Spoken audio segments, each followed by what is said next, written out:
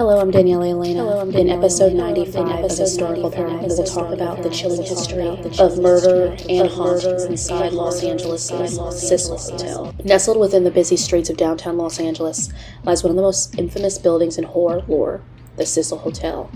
Since opening its doors in 1927, the Cecil Hotel has been plagued with unfortunate and mysterious circumstances that have given it perhaps unparalleled reputation for the macabre. At least 16 different murders, suicides, and unexplained paranormal events have taken place at the hotel, and it's even served as the temporary home of some of America's most notorious serial killers. The grand opening of the Cecil Hotel. The Cecil Hotel was built in 1924 by hotelier William Banks Hayner. It was supposed to be a destination hotel for international businessmen and social elites. Hayner spent $1 million on the 700-room Beaux Arts-style hotel, complete with a marble lobby, stained glass windows, palm trees, and an opulent staircase.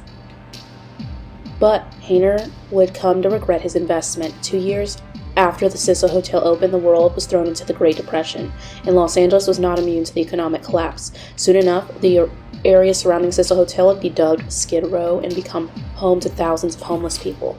The once beautiful hotel soon gained a reputation as a meeting place for junkies, runaways, and criminals. Worse yet, the Cecil Hotel ultimately earned a reputation for violence and death.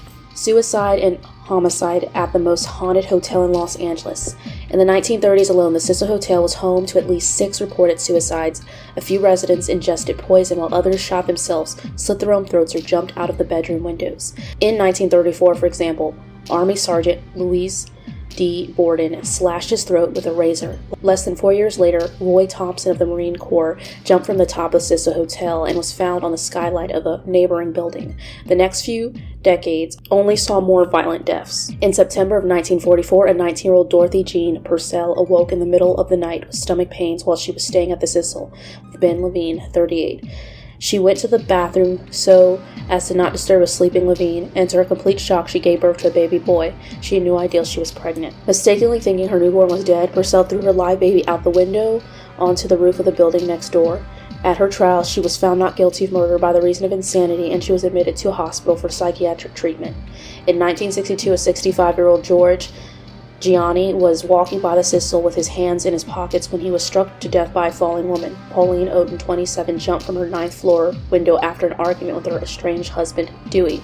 Her fall killed both her and Gianni instantly. Police initially thought that the two had committed suicide together, but reconsidered when they found Gianni was still wearing shoes. If he had jumped, his shoes would have fallen off mid-flight.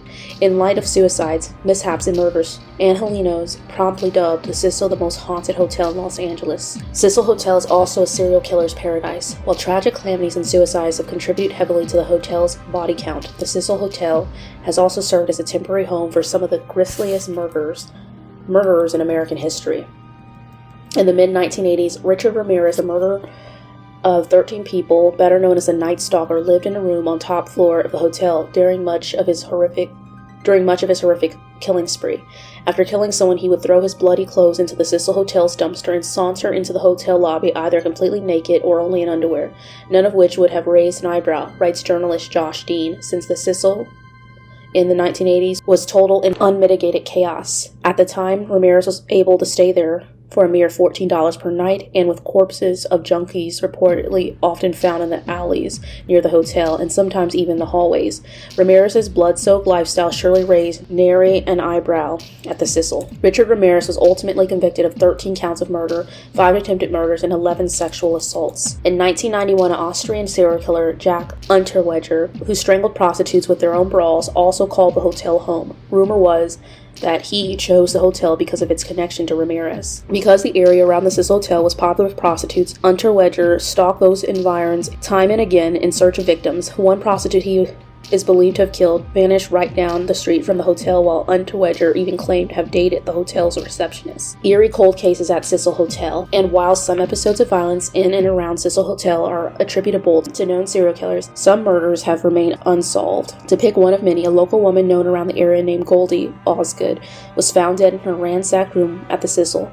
She had been raped before suffering a fatal stabbing and beating, though one suspect was found walking with blood-stained clothing nearby. He was later cleared, and her killer was never convicted. Another instance of disturbing violence at the Cecil Hotel that has gone unresolved. The guest of the hotel was Elizabeth Short, who came to be known as the Black Dahlia after her 1947 murder in Los Angeles. She reportedly stayed at the hotel just before her mutilation, which remains unresolved. What connection her death may have had to the Cecil is not known, but what is known is that she was found on a street not too far away on the morning of January 15 with her mouth carved ear to ear and her body cut in two. Such stories of violence are not simply a thing of the past. Decades after the Short, one of the most serious deaths ever to take place at Cecil Hotel happened as recently as 2013. In 2013, Canadian college student Eliza Lamb was found dead inside the water tank on the roof of the hotel 3 weeks after she had gone missing. Her naked corpse was found after the hotel guests had complained of bad water pressure and a funny taste to the water. Though authorities ruled her death as an accidental drowning, critics believe otherwise. Before her death, surveillance cameras caught Lamb acting strangely in an elevator, at times appearing to yell at someone out of view, as well as apparently attempting to hide from someone while pressing multiple elevator buttons and waving her arms erratically. After the video surfaced publicly, many people began to believe that the rumors of the hotel being haunted might be true.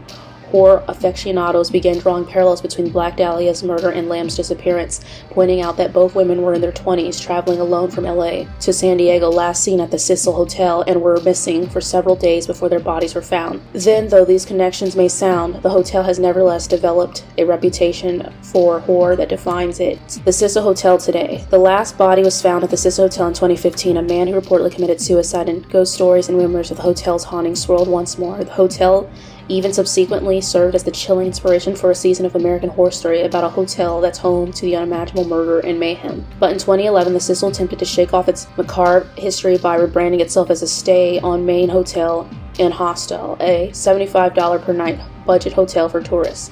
Several years later, New York City developers signed a 99-year lease and began gut renovating the building to include an upscale boutique hotel and hundreds of fully furnished micro-units, in keeping with the surging co-living phase. Perhaps with enough renovations, the Cecil Hotel can finally shake off its reputation for all things bloody and eerie that has defined the ill-fated building for the better part of this century. And as an update, as of 2022, I visited the Cecil Hotel, didn't go inside, because you can't. The Housing and Urban Development took over the Cecil Hotel, so it's now property of the U.S. government, and they use it to house homeless people. This started after the pandemic in 2020. I hope you enjoyed this week's episode. Stay tuned until next time.